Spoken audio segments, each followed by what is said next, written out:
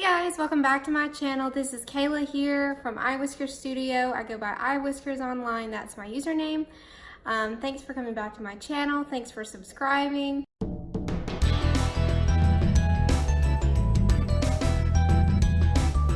And I'm here to talk about a new project I've got going on. It's for my Kickstarter project. It's a bunch of enamel pins for Kingdom Hearts actually. But what I wanted to help you guys with is how to set up your files for your manufacturer and getting those vectorized so that you know your exact colors and your exact lines and all that kind of thing, so everything comes out the way that you want it. So the reason this is important is because RGB colors are different than Pantone colors. So this way that when you pick your Pantone colors, you'll know exactly what you're gonna get when it arrives versus just letting your manufacturer pick your colors, because they're not gonna be exactly accurate to what you had picked out on the screen. And that's just by the way the process works. Printing inks look different than on-screen inks. And oftentimes it just means they're gonna be less vibrant. But if you pick out your own colors, you know exactly what you're gonna get in the end. So I'm gonna walk you through it. I've done a screen recording of me setting up all my files, and hopefully this is helpful. And yeah, if you have any questions or comments, let me know below. And I look forward to hearing from you. So let's get into the video.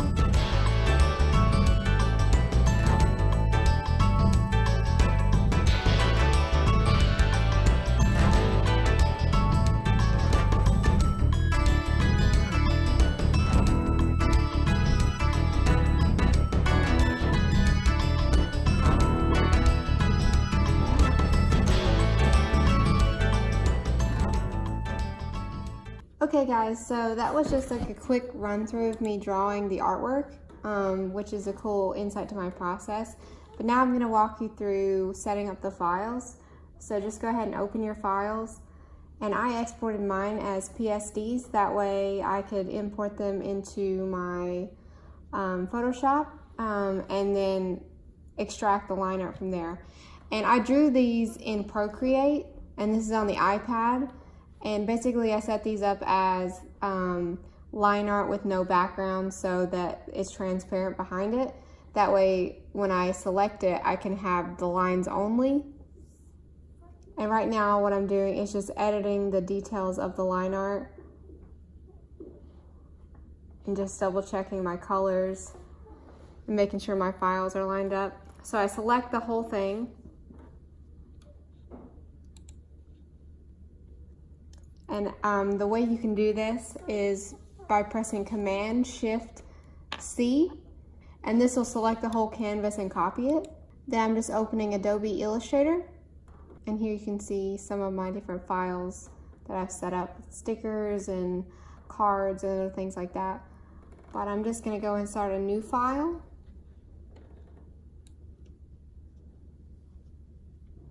And then I'm just importing my files and pasting them in the canvas.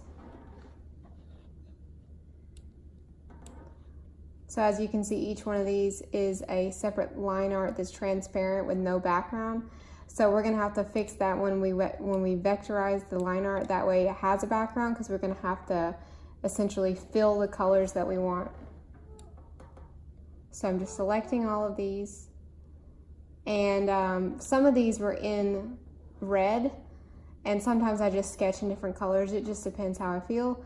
But you want the line art to be black on these, because when you use image trace in Illustrator to get your vector line art, it reads black the best. So if it's a different color, it won't read as well. So that's why I'm going ahead and painting these solid black. And the way I'm doing that is just pressing the opacity or transparency mask lock, and then just painting with a black brush. And I'm just dropping all of these in there.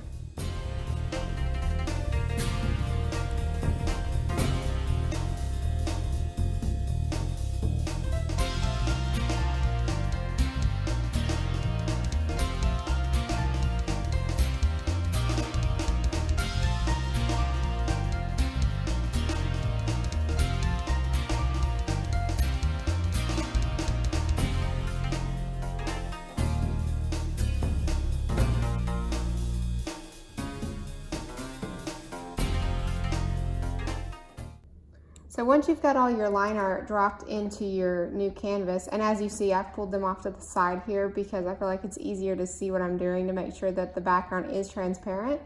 Because when it adds a background, when you image trace, it's a white background. So if it's on the white of the canvas, it's hard to tell if it has no background or not. So I'm just going to image trace and then expand, and then it creates a vector line art.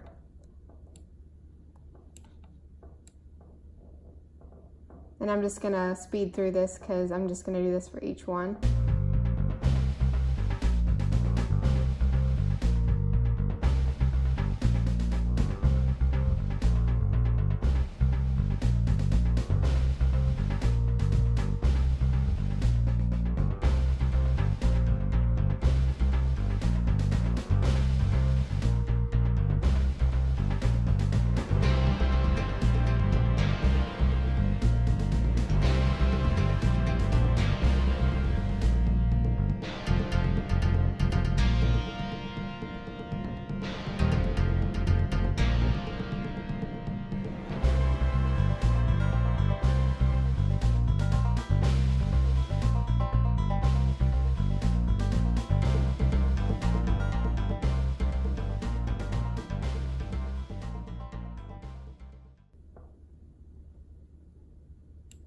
Okay, so once I've got all my vector line art, I'm gonna put a white box behind them.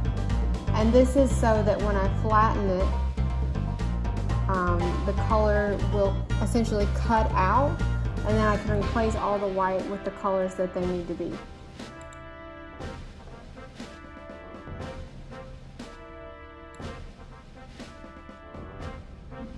And then I just delete the excess. And now here I'm going in with a fine brush in Illustrator and just editing some of the different fills in different areas that I want.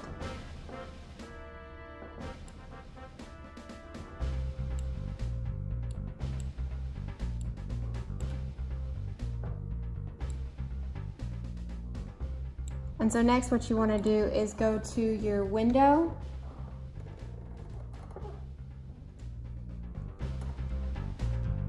Or you can do it like how I've done it and do search and do, or go to help and go to search color books, and this will pull up your Pantone swatches.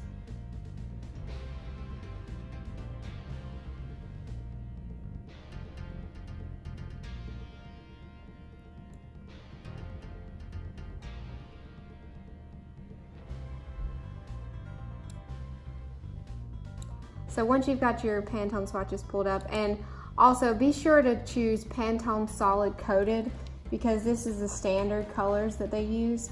There are some other Pantone colors, but this is the typical ones. Just ask your manufacturer what they use, but this is the usual.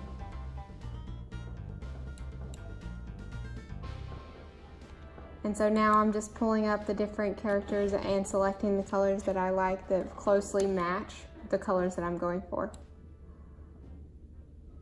And then I'm just gonna fill. And I make small edits along the way as I see fit.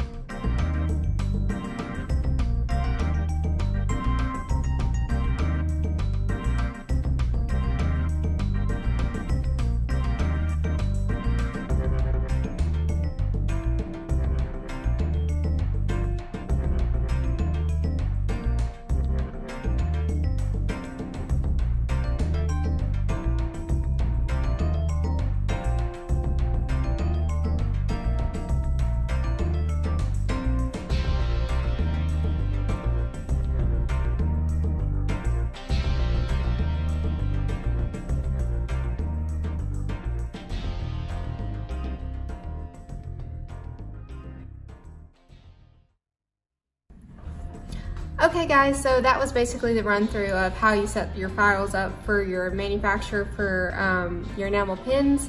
And as you can see, it's a different day. I'm finishing up this video and today's Monday of the following week.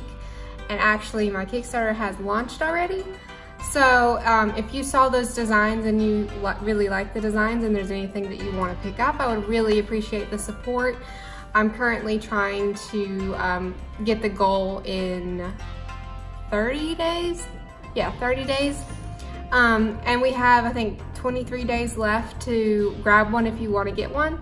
My plan is to have these produced by the time anime season or anime con season rolls around, and then I'll be selling them at conventions. But if you want to get the early bird, make sure you grab one, because I don't know if I'm going to sell out or not. But yeah, again, I would really appreciate your support. I'll leave the link down below if you want to check that out. But hopefully this was helpful. As you can see, when you set up your line art like this, you're able to really, you know, fine tune your lines before they go to the printer, because when you make the metal or when they cast the metal, you can't obviously edit it from there. So you want to go ahead and do that first. And oftentimes your manufacturer can do this for you, but I always think that it's better to do it yourself. That way you're not going back and forth with them and trying to figure it out because it's not the way that you want it. Especially with the colors, because as you can see, if you open up your color books, that Pantone is often pretty limited. And like I said before, the vibrancy is dimmed down, but they have other alternates you can choose. So like, if you wanted a really bright purple and they didn't have a bright purple, you might want to add a little bit of pink in there, and then that might bring up the vibrancy a little bit. But you can see that they have all the colors listed out. And then towards the end, I just kind of skipped into it. Me actually laying out in writing the specific colors that I wanted. And this is just to ensure that there's no confusion when you send your files over to your manufacturer. They have it like specifically coded for which numbers that you want for your colors. There's one more thing.